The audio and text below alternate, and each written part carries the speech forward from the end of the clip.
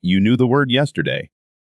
You are standing there now, mouth half open, and it is gone, not forgotten. Gone in a way that feels almost physical, like a door closing while you are still walking toward it. And the moment you stop trying, the moment the conversation moves on and you relax, it comes back. Instant. Perfectly. That is the part that makes no sense, and that is the part that explains everything. Because if the word had truly been forgotten, it could not come back 30 seconds later. Something else happened. Something that had nothing to do with your English. Let us go and look at what actually happens in those few seconds, because it is a real, describable process, and once you can see it, you can interrupt it. Start with the moment before the blank. You are in a conversation.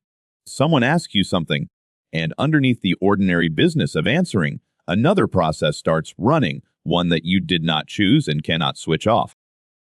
You start evaluating yourself. You wonder whether your grammar is correct, whether your accent is embarrassing, whether the person is being patient with you, whether you sound less intelligent in English than you know you are in your own language. None of that is language processing. All of it is running on the same hardware. MacIntyre and Robert Gardner spent years measuring exactly this, and their finding was uncomfortably specific. Language anxiety does not just make people uncomfortable, it measurably reduces performance on the tasks that matter most, and it does it by taking up cognitive space that the language needs. That is the key idea. Anxiety is not a feeling sitting beside your English. It is a process competing with it. And that reframes what the blank actually is. You have probably been treating it as an emotional problem, something to fix by becoming braver. It is closer to a machine running out of memory. The machine is not frightened. It simply has more things open than it has room for, and something has to close. The thing that closes is always the most expensive process running. In a conversation in your second language, that is almost always the word search. So here is the sequence, and I want you to recognize it because you have lived it hundreds of times. You reach for a word. It takes slightly longer than usual. You notice the delay. You feel the other person waiting. That feeling starts a second process, the self-monitoring, and that process needs space. The space it takes comes from the same pool the word search was using. So the word search slows down further, which extends the silence, which increases the pressure, which takes more space. Within about 3 seconds, that loop has consumed everything, and you are standing in front of a person with an empty head, unable to produce a word you have known for years. The blank is not the cause.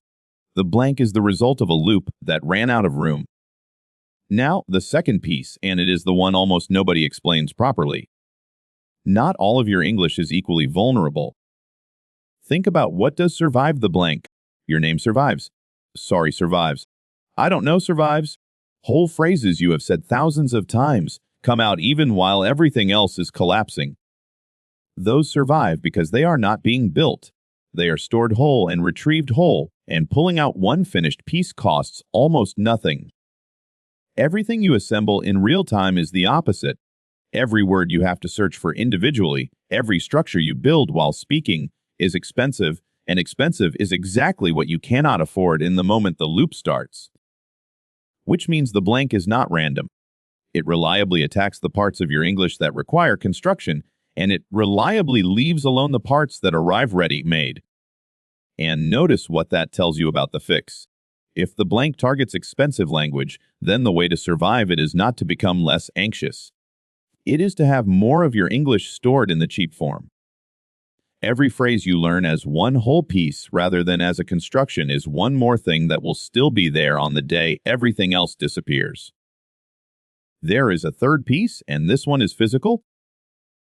When you feel pressure, your body responds before your mind decides anything. Your breathing gets shallower and moves higher into the chest. Your throat tightens slightly.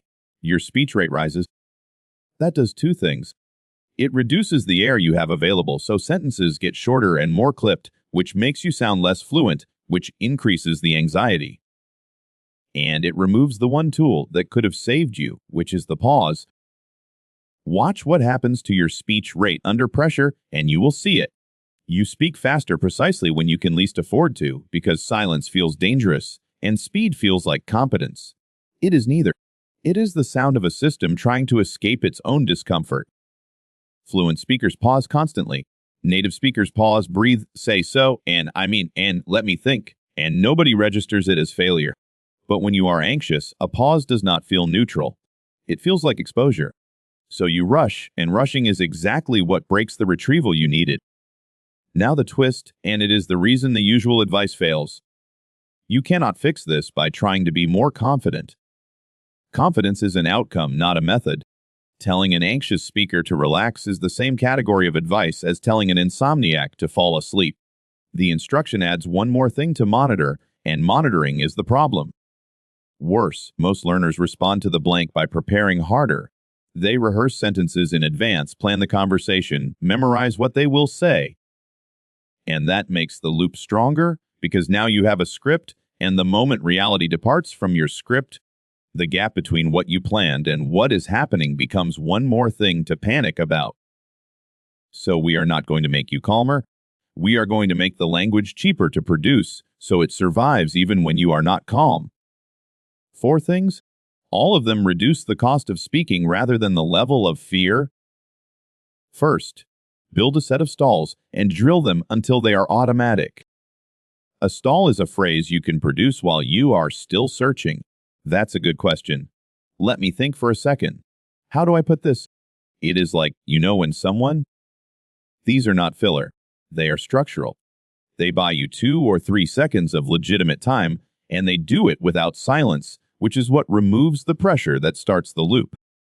Native speakers use these constantly. You have probably never practiced a single one because they look like the least impressive thing you could learn. They are, in fact, the most protective. Drill 5 of them until they arrive without any thought at all. That is your emergency system. And notice why this works when confidence advice does not. A stall does not require you to feel differently. It runs on stored language, which is the cheapest thing you own, so it still works at the exact moment everything expensive has stopped. Second, learn the escape route, not just the word. Every time the blank hits, you are trying to solve the wrong problem. You are trying to find the missing word. That search is expensive and it is failing. The escape is to describe instead. The thing you use for opening bottles. The place where you wait for the plane.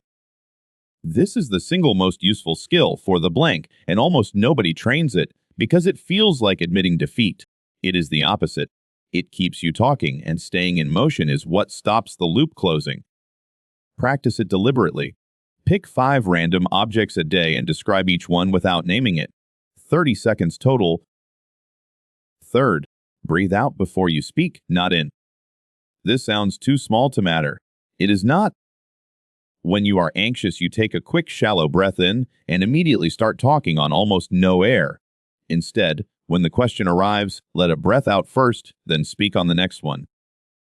It takes half a second, it drops your shoulders, it lowers your speech rate slightly, and critically it creates a legitimate pause where the loop would have started.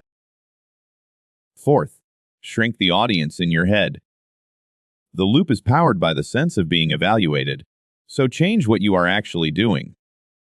Instead of trying to speak well, try to make the other person understand one specific thing. Aim at their comprehension, not at your performance. That sounds like a mind trick, and it partly is. But it moves your attention outward, and attention spent outward is attention not spent monitoring yourself. The space you free up is real. Now, one thing to be honest about. This does not disappear. Even very advanced speakers get the blank in a job interview, or on a phone call with someone impatient, or in a language they have spoken for 20 years. What changes is not the presence of pressure. What changes is how much of your English still works while it is happening. That is why the goal is never calm. The goal is a version of your English that is cheap enough to produce that it survives the loop. So think back to that moment. You knew the word yesterday. It came back 30 seconds later perfectly once the pressure was gone. That is the clearest possible evidence that the word was never missing. It was there the whole time, behind a process that was using the space required to reach it. You do not have a memory problem. You have a bandwidth problem, and bandwidth problems are solved by making things cheaper, not by trying harder. So this week, do not practice being confident. Drill 5 stalling phrases until they come out on their own, and describe 5 objects a day without naming them. That is your emergency system. Build it now, while nothing is at stake, so it is already there on the day something is.